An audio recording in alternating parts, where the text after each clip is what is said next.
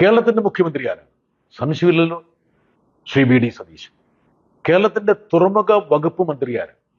സംശയമില്ലല്ലോ, Shri V D Satheesan. കേരളത്തിന്റെ തുറമുഖ വകുപ്പ് സെക്രട്ടറി ആരാണ്? സംശയമില്ല, സതീശന്റെ തന്നെ സെക്രട്ടറിയായ രത്തൻ കേൽക്കർ. എന്നിട്ടും നമ്മുടെ സതീശൻ അദാനി വിഴിഞ്ഞം തുറമുഖത്തിന്റെ ഓഹരിയിൽ 49% വലിയ കൂറ്റൻ ഷിപ്പിംഗ് കമ്പനിയായ MSCക്ക് കൈമാറി 13,220 കോടി രൂപ സമ്പാദിക്കുന്ന കാര്യം സതീശൻ അറിഞ്ഞില്ല. സതീശനെ രാവും പകലും പിന്തുണയ്ക്കുന്ന മാധ്യമങ്ങളൊക്കെ ഇത് ആഘോഷമായിട്ട് വാർത്ത നൽകി. സ്വാഭാവികമായിട്ടും കേരള ഗവൺമെന്റിലെ ചിലരും അദാനി ഗ്രൂപ്പിലെ PR കക്ഷികളൊക്കെ കൂടിയിട്ടായിരിക്കുമല്ലോ ഇത് ഈ വാർത്താ ശൃംഖല ആസൂത്രണം ചെയ്തിട്ടുണ്ടാവുക. എന്നിട്ടും എന്തേ നമ്മുടെ മുഖ്യമന്ത്രി ഇതൊന്നും അറിയാതെ പോയത്? ഇനി ഒരു ഫ്ലാഷ് ബാക്കിലേക്ക് ഞാൻ പോവുകയാണെ. ഇന്ത്യ ബ്ലോക്കിന്റെ മീറ്റിംഗ്, രാഹുൽ ഗാന്ധി, സാക്ഷാൽ രാഹുൽ ഗാന്ധി ഞങ്ങളെ നോക്കി പറയുകയാണ്, ഇടതുപക്ഷത്തിന് ഇടതുപക്ഷത്വം നഷ്ടപ്പെട്ടു എന്ന് ഞാൻ പറയാൻ ഒരു കാരണമുണ്ട്. അപ്പം CPIയുടെ D രാജീവ് ഞാനും ചോദിച്ചു, എന്താണ് രാഹുൽ ഗാന്ധി അങ്ങനെ പറയാൻ കാരണം, ആരോപിക്കാൻ കാരണം? എൻ്റെ കയ്യിൽ ഫാക്ട്സ് ഉണ്ട്, വസ്തുതകളുണ്ട്. അപ്പോൾ ഞങ്ങൾ വീണ്ടും ചോദിച്ചു, എന്താണ് താങ്കളുടെ പക്കലുള്ള ഈ ഫാക്ട്സ്? ഞങ്ങൾക്ക് ഈ ലെഫ്റ്റിസം നഷ്ടപ്പെടാൻ അല്ലെങ്കിൽ നഷ്ടപ്പെട്ടു എന്ന് താങ്കൾക്ക് ബോധ്യപ്പെട്ട ചില ഫാക്ട്സ് എന്താണ്? നിങ്ങളല്ലേ അദാനിയെ കേരളത്തിലേക്ക് ആനയിച്ചത്. ഞങ്ങൾ ഞെട്ടിപ്പോയി. ഞങ്ങൾ മാത്രമല്ല, ഇക്കാര്യത്തെക്കുറിച്ച് നല്ല ധാരണയുള്ള ചില കോൺഗ്രസ് നേതാക്കന്മാരും തലയൊന്ന് പയ്യെ കുനിച്ചു. ഉമ്മൻചാണ്ടി മുഖ്യമന്ത്രി ആയിരിക്കുമ്പോഴാണ് അദാനിയെ കേരളത്തിലേക്ക് ആനയിച്ചതെന്ന കാര്യം രാഹുൽ ഗാന്ധിക്ക് അറിയില്ലേ? അദ്ദേഹത്തിന് അറിയില്ല. തിരുത്തിയപ്പോൾ അദ്ദേഹം ആ പ്രശ്നം വിട്ട് മറ്റൊരു കാര്യത്തിലേക്ക് പോയി. തിരിച്ചു വീണ്ടും നമ്മുടെ കാലിക വിഷയത്തിലേക്ക് വരാം. ആരാണ് അദാനി? വിഴിഞ്ഞം തുറമുഖത്തെ സംബന്ധിച്ച് കൺസെഷണർ മാത്രമാണ്. മലയാളത്തിൽ പറഞ്ഞാൽ ചുമതലക്കാരൻ മാത്രമാണ്. ആ പദ്ധതി നടപ്പിലാക്കാൻ നിയോഗിക്കപ്പെട്ട ഒരു ചുമതലക്കാരൻ.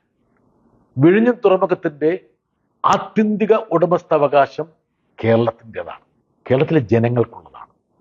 ഇനി ഇതിന്റെ ഒന്നാം ഘട്ടത്തിലെ ചെലവൊന്ന് പരിശോധിക്കാം. ഒന്നാം ഘട്ടത്തിൽ മുടക്കിയ തുകയുടെ 61.5% കേരള സർക്കാരാണ് മുടക്കിയത്, 5,595 കോടി രൂപ. ഇനി കേന്ദ്ര സർക്കാരിന്റെ ഭാഗത്ത് നിന്ന് വയബിലിറ്റി ഗ്യാപ് ഫണ്ട് എന്നും പറഞ്ഞ് VGF എന്നും പറഞ്ഞിട്ട് 818 കോടി രൂപ കിട്ടി. അപ്പൊ നമ്മൾ വിചാരിക്കും കേന്ദ്ര ഗവൺമെന്റ് എന്തോ ഉദാര വായ്പ കാണിച്ചു. ഇത് നമ്മൾ 12,000 കോടി രൂപയായിട്ട് തിരിച്ച് കേന്ദ്ര സർക്കാരിന് പിന്നീട് കൊടുക്കണം. അതായത് തുറമുഖത്തു നിന്ന് നമുക്ക് ലഭിക്കുന്ന ഭാവിയിൽ ലഭിച്ചേക്കാവുന്ന ലാഭം എല്ലാം കൂടി കണക്ക് കൂട്ടിയിട്ട് കേന്ദ്ര സർക്കാരിന് കൊടുക്കണം. ഇനി അദാനി ചെലവഴിച്ച എത്രയാണ്? നമ്മുടെ പകുതിയാണ്, 2,500 കോടി രൂപ.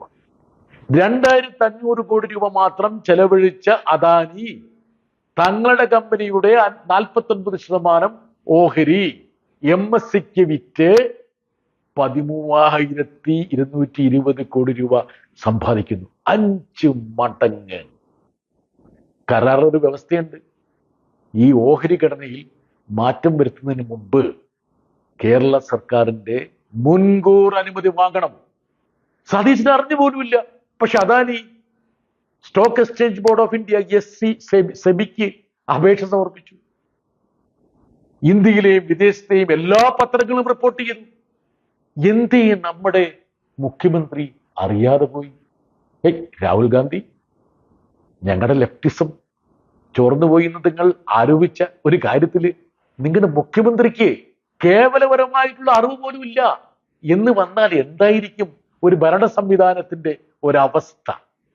ഇതല്ലേ കേരളത്തിൽ സംഭവിച്ചുകൊണ്ടിരിക്കുന്നത്. ഇനി വി ഡി സതീശൻ പറഞ്ഞതെങ്ങനെ വിശ്വസിക്കാൻ പറ്റുമോ? കേരളത്തിന്റെ മുഖ്യമന്ത്രിയായി ചുമതല ഏൽക്കുന്നതിന് മുമ്പ് അദ്ദേഹം ധൃതി പിടിച്ച് ഒരു പ്രത്യേക വിമാനത്തിൽ, ചാർട്ടേഡ് വിമാനത്തിൽ മംഗലാപുരത്തിലേക്ക് പോയില്ലേ?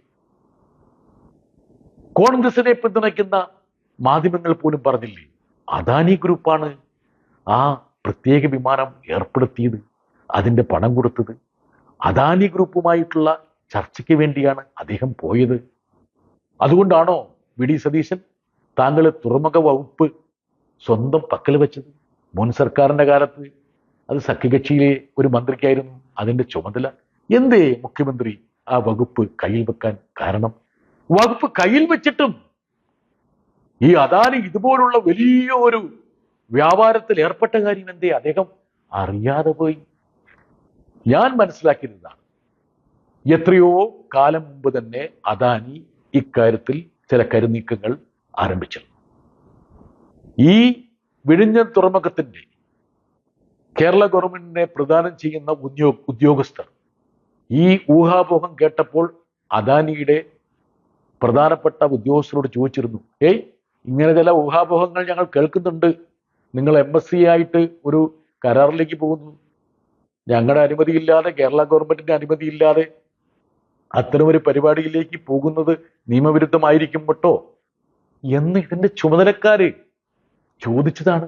എന്നിട്ടും കേരളത്തിന്റെ മുഖ്യമന്ത്രിയായ വി ഡി സതീശൻ ഇത് അറിഞ്ഞില്ല, അതും തുറമുഖ വകുപ്പ് മന്ത്രി അറിഞ്ഞില്ല എന്ന് പറയുമ്പോൾ അത് വിശ്വസിക്കാൻ കഴിയും?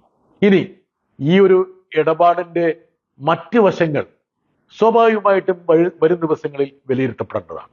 ഒരു കാര്യം വ്യക്തമാണ്, വിഴിഞ്ഞം എന്നുള്ളത് നമ്മുടെ ഏറ്റവും പ്രധാനപ്പെട്ട ആസ്തികളിൽ ഒന്നാണ്. അത് ഏതെങ്കിലും ഒരു പ്രത്യേക ഗ്രൂപ്പിനെ അടിയറ വെക്കാനുള്ളതല്ല. അത് കേരളത്തിന്റെ സമഗ്ര വികസനത്തിന് വേണ്ടി ഒരു കുത്തകയെ സൃഷ്ടിക്കുന്നതിന് പകരം എല്ലാ കമ്പനികളുടെയും വരവിന് വേണ്ടി, നിക്ഷേപത്തിന് വേണ്ടിയിട്ടും വഴിയൊരുക്കേണ്ട കാര്യമാണ്. അതിന്റെ വിശദാംശങ്ങൾ വരും ദിവസങ്ങളിൽ നമുക്ക് പറയാം, അല്ലെങ്കിൽ അതിനെക്കുറിച്ച് നമുക്ക് ചർച്ച ചെയ്യാം.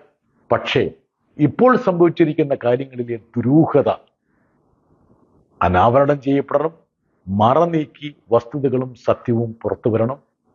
ഒപ്പം തന്നെ ഇന്ത്യ ബ്ലോക്കിൽ അദാനിയെക്കുറിച്ച് പരാമർശിച്ച രാഹുൽ ഗാന്ധിയും കോൺഗ്രസ് ഹൈക്കമാൻഡും തങ്ങളുടെ അഭിപ്രായം ഇക്കാര്യത്തിൽ എന്താണ് എന്ന് പറയാനും ഞാൻ കാത്തിരിക്കുന്നു.